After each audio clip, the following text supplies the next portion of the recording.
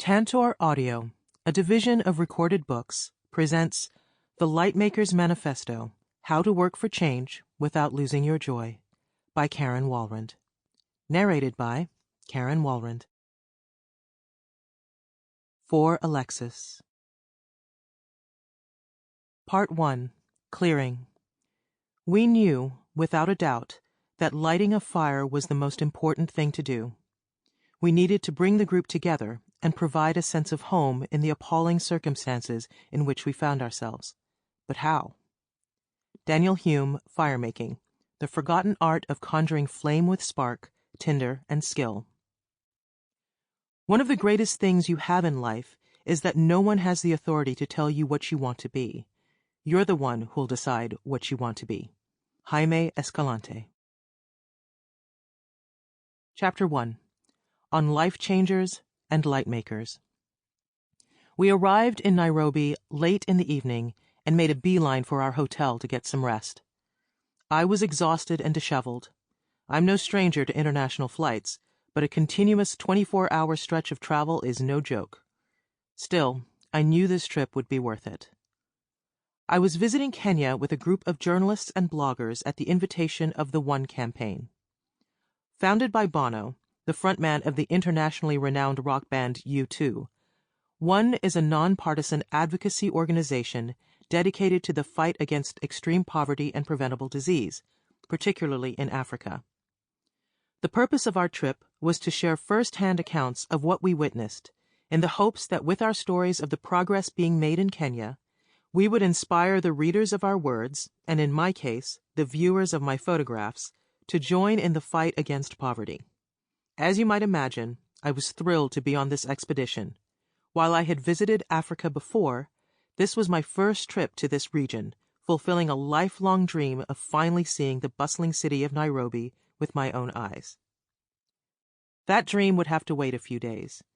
At dawn the next morning, our jet-lag group made its way back to Jomo Kenyatta International Airport to take an early domestic flight to Kisumu, Kenya's third-largest city, on the shores of Lake Victoria. Although I didn't know it at the time, Kisumu and its surrounding Nyanza province was ground zero when it comes to infectious diseases. HIV, tuberculosis, and malaria, among others, were common in the region, and the highest prevalence of those diseases in Kenya was in this area. Nyanza province also happens to be one of the poorest places in the country. Our mission was to witness the work that the Kenya Medical Research Institute, KEMRI, the scientific research arm of Kenya's Ministry of Health, was doing in collaboration with the U.S. Centers for Disease Control and Prevention, or the CDC. Our flight landed and we boarded a bus for the quick drive to the site, where we split up into groups of 2 to shadow HIV home healthcare workers. These dedicated folks were KEMRI's representatives who traveled throughout the countryside, testing families for HIV and counseling them on how to reduce the spread of the disease. Because many of the families in the region live in relatively remote rural areas, it was difficult, not to mention discouraging, for them to travel the long distances on foot to get to the clinics to determine their status. So instead, KEMRI and the CDC came to them. My travel companion for the day was Amy, a young journalist from San Francisco, and we were quickly paired with 2 Kenyan healthcare counselors who were consummate professionals. Sam, a jovial and passionate young man with twinkling eyes and a great smile, and Grace, his more reserved, no-nonsense counterpart. After they briefed us on what we were about to experience, we set off. It was a sunny day, and the red ochre path was bright under the vivid blue sky. I fell in step with Sam, who was carrying a large, sealed plastic crate filled with testing equipment on one shoulder. We talked about how he became interested in home healthcare testing. "Do you like your job?" I asked. He grinned, and his eyes seemed to sparkle even more. "Oh yes, definitely." "Yeah?" I asked. "What's the best part?" "Managing other counselors." I was taken aback. I hadn't understood that there was a hierarchy within the home healthcare program, nor did I realize that Sam was Grace's boss. "Really? How many do you manage?" 8. I love it. I love helping them give a great service to our clients. I hope one day that I can run a program like this in other parts of Kenya. We continued along the path through the tall grasses before at last arriving at a clearing with a small house made of rust-colored mud walls and an intricately thatched roof. "This is the family," Sam said, introducing us to a father, a mother, and their 2 small children. They invited us inside their home. Once we got situated, Sam made more formal introductions of Amy and me. He explained to us that the family knew we would be visiting their home that day and had given their consent to our writing and publishing what we witnessed. He also assured us that the family already knew their status, having been tested about a month earlier, and that they were willing to undergo the test again so we could see exactly how the procedure was done. Grace would conduct the testing and counseling session in Swahili, and Sam would act as our translator. Then Grace got to work. She covered a little table with a sterile cloth and set up her equipment.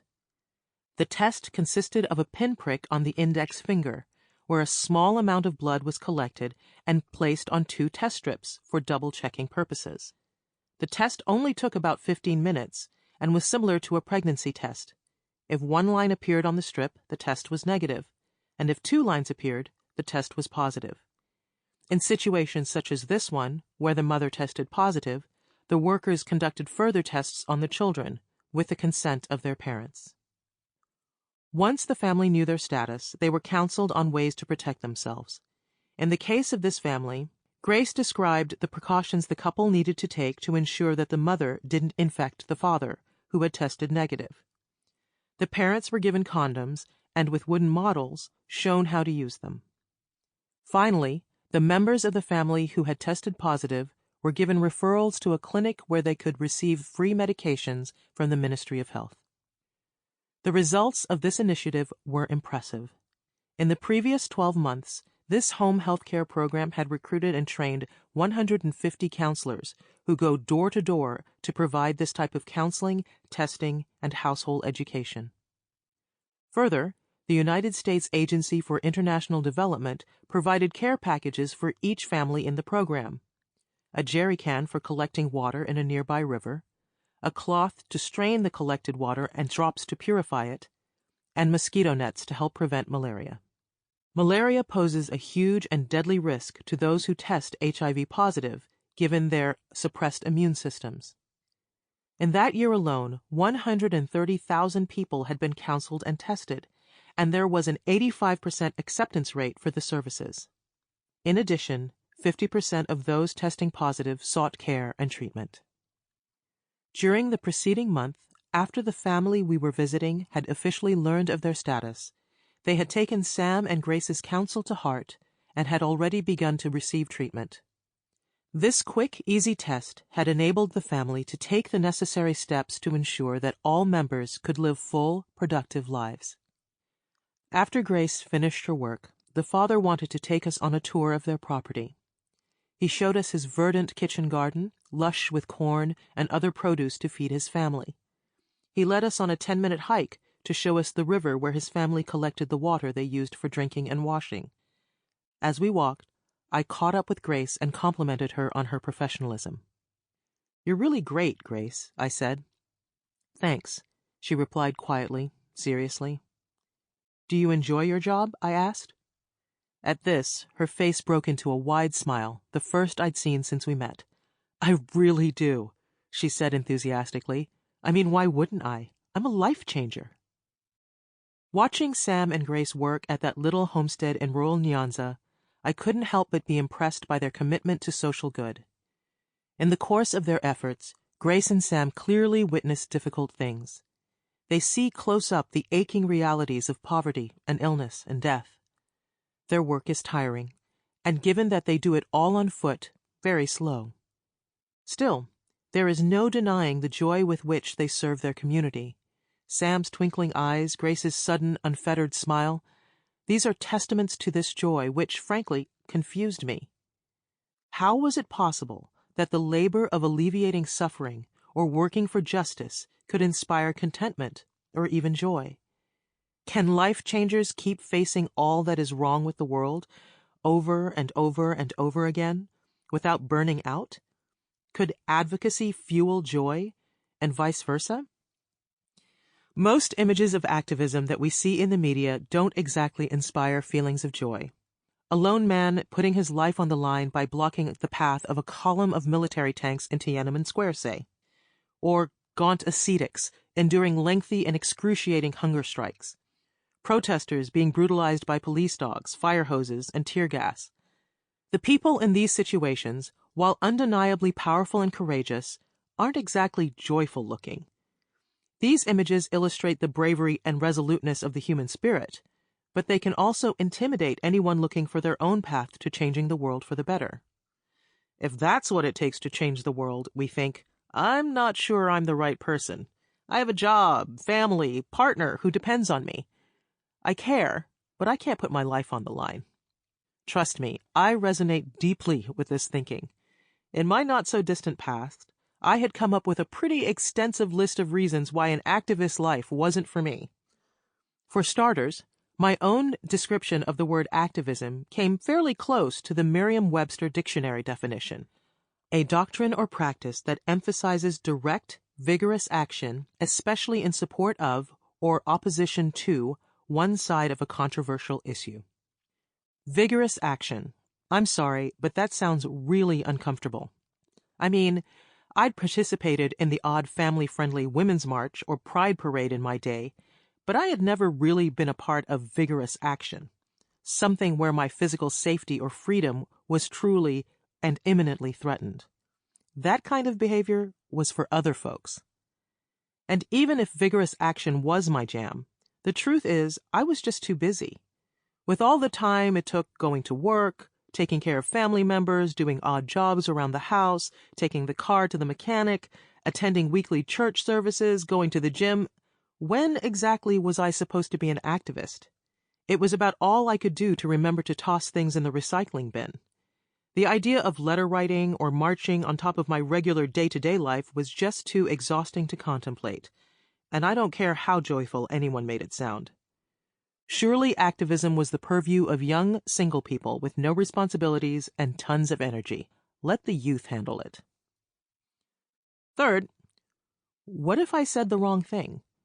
I mean, especially in areas of activism like human rights or racial equality or LGBTQ plus justice, it can take a while to understand all the underlying issues affecting each community. Despite all my best intentions, it seemed that the risk of saying the wrong thing and accidentally offending the very people for whom I was ostensibly advocating was really high. And let's be honest, in our world of social media and other highly visible forms of personal expression, that mistake may come with some painfully public consequences and lessons learned. Surely the only way to protect my joy was to stay out of activism altogether. Besides, the decision to pursue activism or advocacy, whether as vocation or avocation, is a daunting one. The ills of the world are so numerous that it can be hard to choose what issue to tackle. There's climate change, women's rights issues, LGBTQ plus discrimination, child labor crimes, female genital mutilation, domestic violence, child abuse, endangered species, universally accessible health care, rights for peoples with disabilities, fighting for democracy, fighting against religious persecution, and that's just off the top of my head. So believe me, I get it. I've wrestled with every one of these thoughts. As will become apparent in the coming sections, it took me an astonishing amount of time to consider myself an activist. But over time, I would find myself volunteering at a small event, or attending a tiny fundraiser, or going to a protest. Little by little, I've learned that despite all the conceivable downsides, doing this work is strongly weighted toward the upsides. Activism can creep up on you. Then suddenly, if you're lucky, you find advocacy has become a fulfilling part of your life. And it turns out, I'd been an activist for longer than I'd realized. For most of my adulthood, I had lived a safe, comfortable life, making my career in solid, technical fields. First, I was a structural engineer for a construction company that built refineries. Later, I was a lawyer in the software and energy industries. It was a good living, but to balance the 8 to 10 hours each day that I was using my analytical brain, I took up photography. I had never intended photography to be anything more than a hobby, a chance to exercise some creativity. I'd spent my entire life believing I wasn't creative, but I figured that photography, with its ISO numbers and f-stops, would be sufficiently analytical for my logical brain to grasp. It wasn't until much later on that it occurred to me that the Latin root of the word photography literally means to draw with light. If there was ever a more artistic-sounding definition, I don't know what it is. So as I approached the end of law school, on a whim I convinced a fashion photographer friend of mine, Joseph, to take me camera shopping and show me the ropes. Bless him, he did, and my first big purchase was an ancient, second-hand, single-lens reflex Nikon film camera and an even older 50mm lens. Joseph took me around town for one day, encouraging me to shoot rolls and rolls of film while he pointed out a few features of my new-to-me machine. Then I was completely on my own, and my love for photography was officially ignited. I began shooting constantly, taking my camera with me on business trips, ensuring that I booked a few hours to myself to explore each destination through my lens. Time passed, and when I eventually stopped practicing law altogether, I knew that whatever work that followed would have to involve photography. By then, I had been shooting for almost 20 years, and had even co-authored a book on how to make expressive narrative photographs. But I still didn't have any idea how my photography might fuel my work. As a lawyer, I had done a lot of work in diversity, equity, and inclusion, for which I developed a passion. Admittedly, this passion was probably inevitable for an Afro-Caribbean immigrant from Trinidad and Tobago who had navigated the considerably white world of the corporate energy industry for years. I decided to combine this deep interest in inclusion and belonging with my love of photography and wrote and shot my first book, The Beauty of Different: Observations of a Confident Misfit. The book was a compilation of stories and interviews of people from all walks of life who had taken their gifts, and sometimes their perceived flaws, and used them to thrive. The book did well, as books go, but more meaningful for me than sales was the process of actually creating the text and images. Conducting the interviews, photographing the subjects, and sharing their stories awoke in me a deep desire, a personal mission in fact, to do whatever I could to counter discrimination and bigotry of all forms. Sharing photographs and stories of people vulnerable enough to give me a glimpse of their uncommon beauty became a passion. I shared these images and stories in my book, on my website, and on stages in front of audiences of thousands. I encouraged people to join me in telling their own stories and sharing their images. Doing so, I maintained, would result in resonance. It would help create community. And together, we'd create light. One day, someone mentioned my work to the One campaign. They contacted me, and the next thing I knew, I was applying for a travel visa to Kenya. That journey to Kenya, the one where I met Sam and Grace, was the first of several trips to Africa over the next few years, the result of what became a deeply fulfilling relationship with One. That first call felt very much like it occurred by happenstance, but in hindsight, I realized that it was actually a natural evolution of my work. Using the skills I'd acquired while learning photography and which had brought me joy, gifts that involved drawing with light, allowed me to serve in ways I could not have imagined when I was practicing law, even if I had tried. The fact that my advocacy and service filled my own life with joy and light was the icing on the cake. While I don't travel nearly as much as I used to, my work is underpinned by an ongoing desire to fight discrimination and foster interconnectedness through the sharing of stories and images of beauty. This desire has been bolstered by a commitment to working with diverse organizations, as well as people of all races, abilities, ages, sexual orientations, and gender identities from every corner of the world who are determined to make a difference in their communities. And when I say underpinned, I mean that at this point, this mission invades every waking moment of my day. It guides almost every decision I make. So while it took me a moment before I knew myself to be an activist, over time I now know that the Merriam-Webster definition of activism is too narrow. It's similar to the way that when some people hear the word attorney, they only imagine a criminal prosecutor, certainly accurate, but failing to encompass all the other forms that being an attorney can take. For sure, God bless the activists who risk life and limb for their causes. Thanks to their selfless efforts, many unjust laws have been changed and many civil rights have been won. But when I think of all the ways activists can show up, I'm reminded of a reflection my friend, author Aaron Lochner, shared about the Christmas Story, specifically about the innkeeper who offered a stable to a young pregnant family unable to find any lodging. Aaron wrote, "I'm thinking less about the wise men who traveled from afar toting riches and gifts, and I'm thinking more about the innkeeper, the one who quietly served those nearest day in and day out, and who, in the end, stretched out a bit of creativity to make room for something altogether lovely." This is it exactly. We often forget the people who quietly and diligently work behind those turbulent scenes for good and justice, those who daily activate their own gifts and talents and determination as part of a larger cause. Those folks, in my thinking, deserve to be called activists too. After all, the root word of activist is the Latin word actus, meaning a doing, a driving force, or an impulse. Measured, committed, value-driven actions, executed with determination on behalf of others, these can change the world too.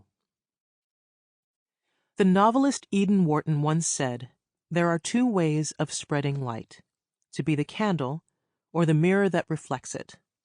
I've always loved this quotation and took it to mean that you could either be the light, simply by having a loving or caring nature or demeanor or outlook on life, or you could reflect the light by treating those who were good and kind to you with equal or even greater magnanimity.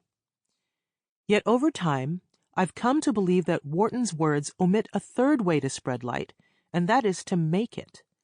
More than simply defaulting to kindness or waiting for an act of generosity to respond in kind, we can proactively take the things that fuel us, our gifts and our passions, and use them to serve the world. We're called to activate others and advocate for the causes that mean the most to us. We can take inspiration from Grace, the home health care worker in Kisumu. Grace wasn't content to simply be pleasant or return the kindnesses others extended to her. In other words, simply be a candle or a mirror. Instead, armed with the knowledge that her community was being ravaged by the HIV epidemic, she purposefully gained education and training to help make a difference. She travels all over her community using those skills to ensure that those who are impoverished have the same access to health care as those who might have more money and access. As part of her work, she witnesses injustice, faces painful situations, and has difficult conversations, like informing a young mother that she is HIV positive. And yet, she clearly loves what she does. Talking about her work prompts an instinctive and unbridled smile without hesitation. Her work creates light, not only in the lives of the people she helps, but also in her own life. Grace calls herself a life changer, and she is. But by using her skills, education, and passion to help others in ways that bring her joy, she is also a light maker. And if light can be made, it can be practiced. We can mindfully identify and call on the gifts and skills and experiences that we already have, the talents and traits that already bring joy to our lives, the things that light us up, and ritualize them. We can use them in ways that serve the world while simultaneously helping us to maintain our determination, cultivate resilience, and even tend to our own spirits.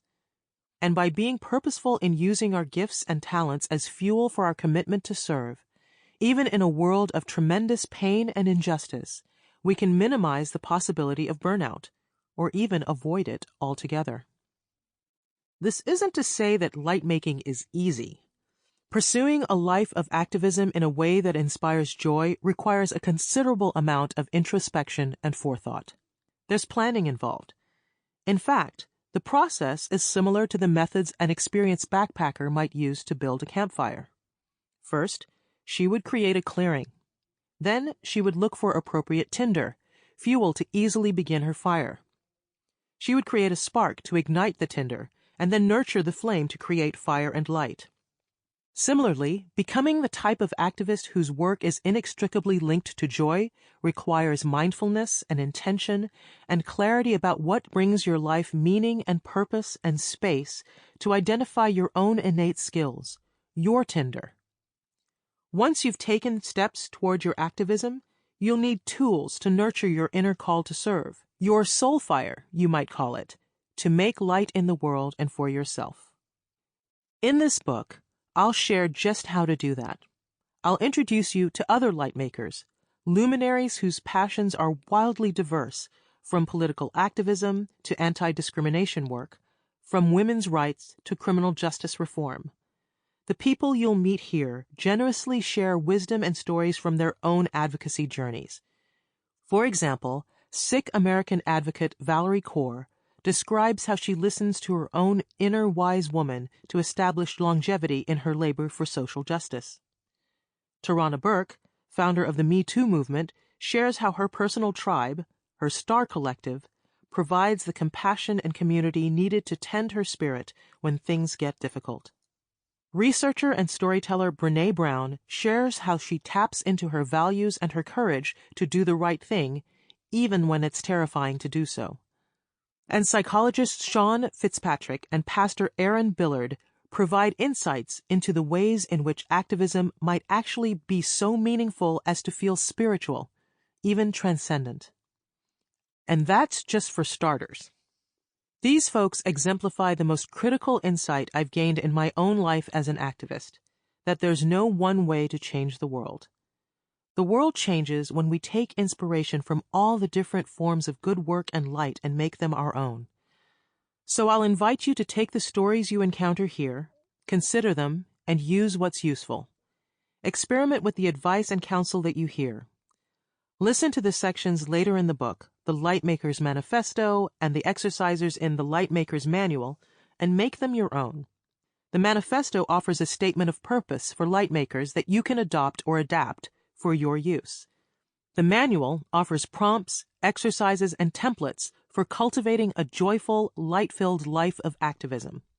As you encounter these resources, twist them, turn them, and allow them to morph into what works best for your life, your passions, and your cause. And with that, let's make some light. Chapter 2. On Joy, Meaning, and Surviving a Hurricane. There's a reason it's possible for joy to live in concert with activism, and to do so far more naturally than happiness can. Happiness is a fleeting, pleasurable emotion caused by external circumstances. You're happy when someone remembers your birthday, or when the barista puts extra whipped cream on your hot chocolate, or when it's payday. Happiness occurs in the moment, as an immediate reaction to an event, and it can fade just as quickly away. Happiness is transient.